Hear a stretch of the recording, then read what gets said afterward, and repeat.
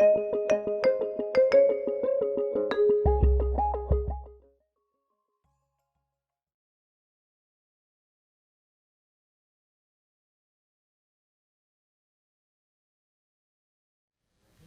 me say this as an introduction. We have been listening to the advances in therapy, in advanced heart failure therapy over the course of the day. And I think it's beautiful what can be done if all health providers in a region share their care concepts and interact and collaborate to provide care for every single patient who is in the region and has a condition like heart failure.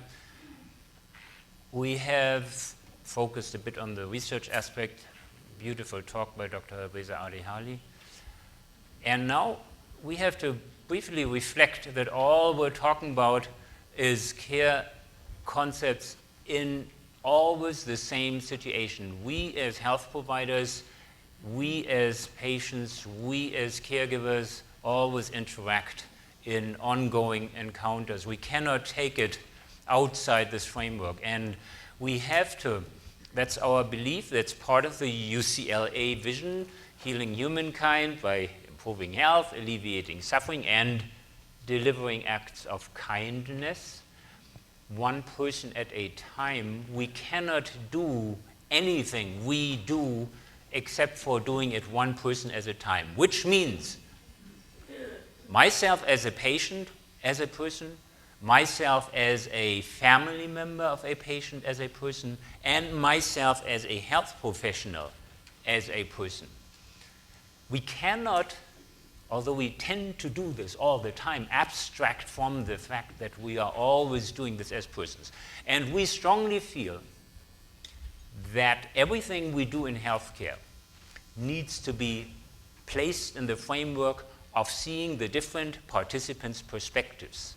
And none of the perspective, myself as a patient, myself as a family member, myself as a health professional, with all the different health professional roles, can be left out of the equation. We must listen to the different perspectives. We must try to understand that maybe we don't completely always understand the other person, but we respect and tolerate the person's viewpoint.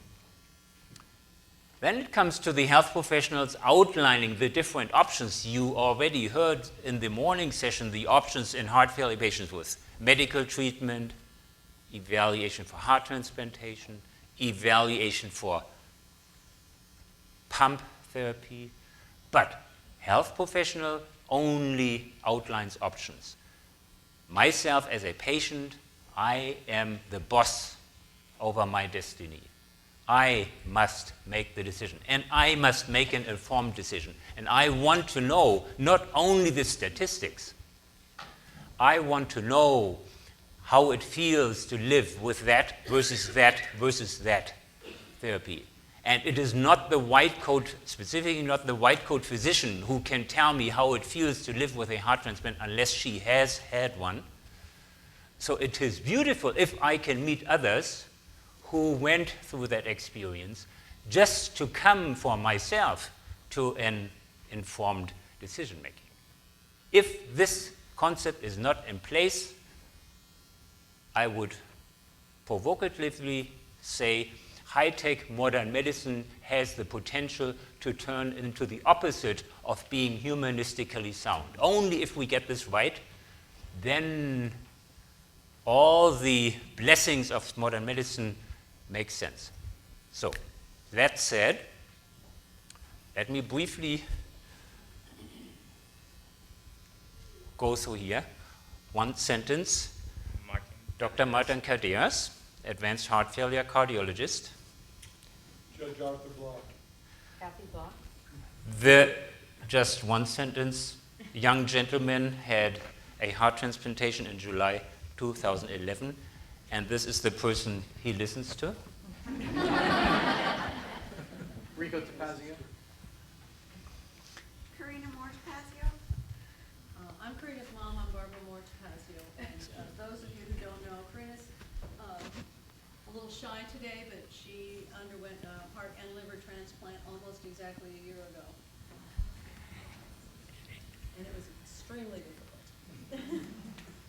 I'm Beth Vanden-Bogart. I'm one of the nurse practitioners in the heart failure clinic. Alon Howell, I'm one of the VAD coordinators. I'm Judy Race. I'm one of your success stories. I had a heart transplant just about a year and a half ago. And we have to say she had her heart transplantation after she had this acute crisis. Remember the talk by Dr. Murray Kwan that required the acute bridge, the ECMO, and a bridge, the HeartMate 2, and then the heart transplantation up and running.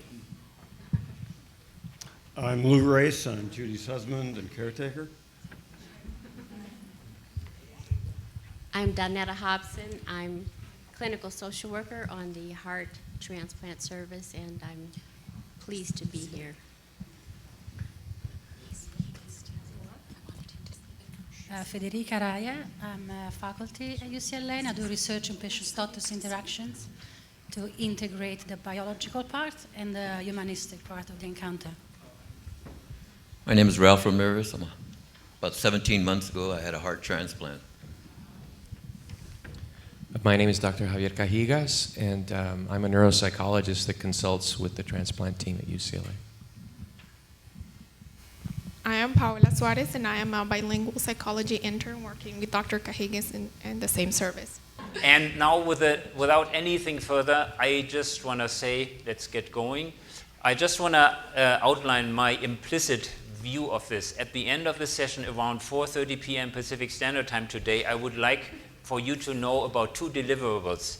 We have started pairing persons who went through the illness process, let's say having had a heart transplant, with those who are in the process of having this in front of themselves, a peer mentoring program. You find inserts in the UCLA Advanced Heart Failure Protocols where you can fill out the forms delivered to the CME desk. This is just the concept that we're rolling out, where we want the patient's perspective actively, systematically become part of the experience of going through this process. So this is the one deliverable, and the other one we will talk about. This is a much more diversified network of support group, and we will talk about this in more detail.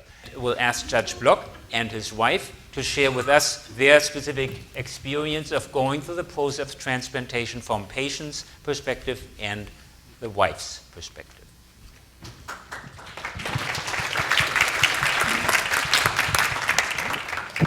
My wife is choosing to sit. I'm choosing to use the podium because I told her by experience it gives me a place to hide, and I really like that.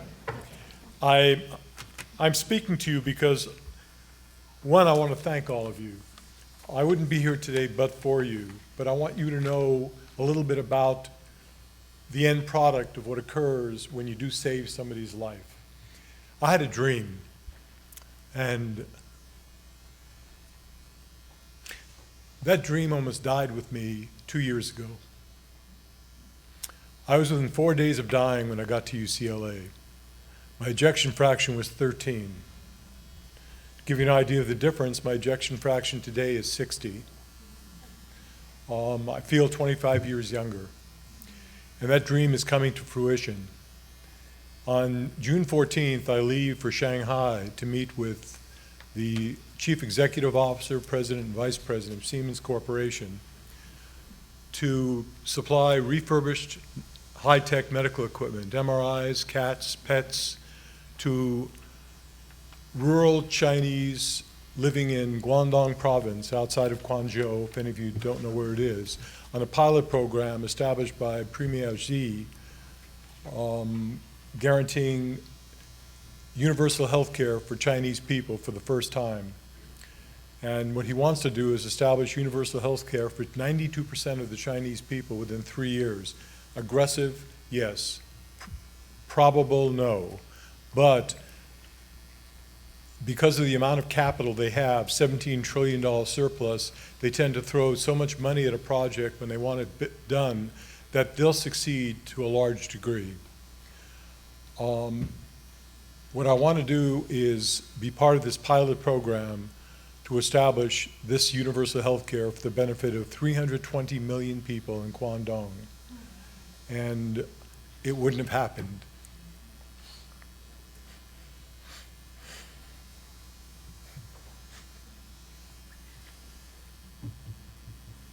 Excuse me. You know, one change that's occurred, which I didn't know about, is all the female hormones that you're giving me to basically allow me to heal has caused me a new emotion, which is to cry. And all I can say is I have tremendous empathy for you females, which I didn't before. I didn't know what it's like, and I do now. But this is a dream I've had. And to let you know, I'm going over, may I? May I? I'm going over with Dr. Deng, myself, and we're going to establish this program. This is my 20th trip to China. I've been lecturing there, I've been consulting there for many years, and I've established some tremendous relationships and friends. And fortunately, all those years and all those trips and the friends that I've had have finally come to a point where I can positively say that I have enough connections within the party that I can create this program in Guangdong.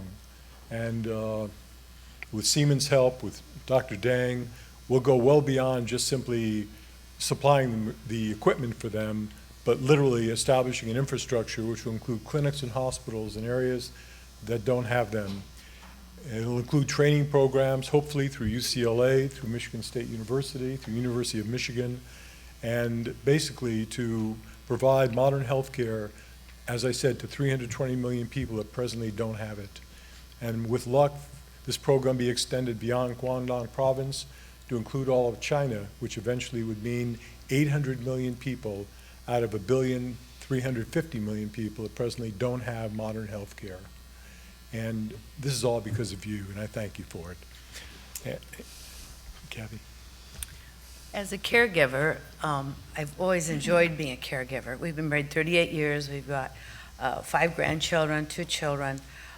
When Art got out of use of his transplant surgery and into ICU, our first 2 nurses were named Matt and Susan. Those are our children's names, so it was like UCLA really thought of everything. It was just great. I have to say, as a caregiver, having been with him all these years, you can see this is a really strong person. And what I brought to UCLA was a very weak, frail, old little man who couldn't even stand, he couldn't eat. He had been just about on the verge of dying in our local hospital.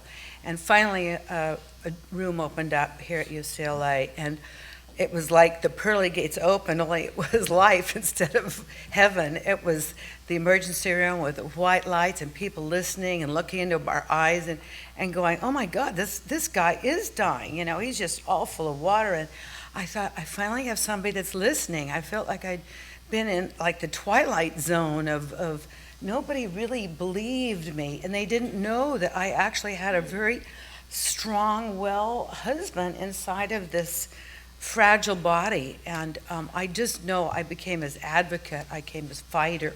I spoke for him. I was just so grateful to have him back. And I just can't, I don't have any words to describe how hard I fought and what a journey it's been.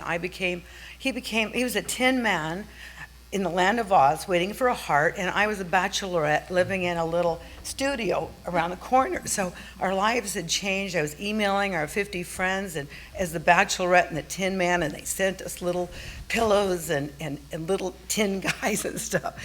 You know, it was just an amazing journey. And everybody on our floor was helpful. And I have to just remind you one thing, one thing I could pass on is that there was a situation came up. He was on Swan-Ganz catheter for, a while, waiting for a heart. A situation came up. I had left for 5 days to go home to handle some stuff. When I came back, there was something not right about him. And it was sort of a cabin fever thing, I think. And I addressed my concerns to our wonderful team on the floor. And some doctors were brought in to to check him out and find out about what's going on with him, because it wasn't him. It was just something else. And it absolutely, what terrified me most was when I heard that I might have been the cause for him getting off the list. You know, he'd been on this list, and what I had brought up was a concern of mine, but the doctor that spoke to me outside the door with my granddaughter with us, no less, said, you know, I said, well, what do you think, you know? And they're going, well, I don't know, but I think he really could be taken off of the list. I mean, I can't tell you what, it was the only moment in my whole journey that was a dark spot. And I hope that you're really careful when you speak to us, because we're fragile. So, anyway, he's strong now, and he doesn't need me anymore. I can be his girlfriend again, I guess. That's not true, but she divorced that fragile person and married me. But I would like to close by thanking Dr. Hillel Axe, Dr. Mario Deng, Dr. Arnold Bass, Dr. Ann Hickey, Dr. Bernard Kubek, Dr. Ali Nasir, Dr. William Suh, my wife Kathy, and all of you, the nurses, support personnel, but for all of your professionalism, training, skill, wisdom, compassion, and caring, I'm certain that I would not be here today. So I thank all of you.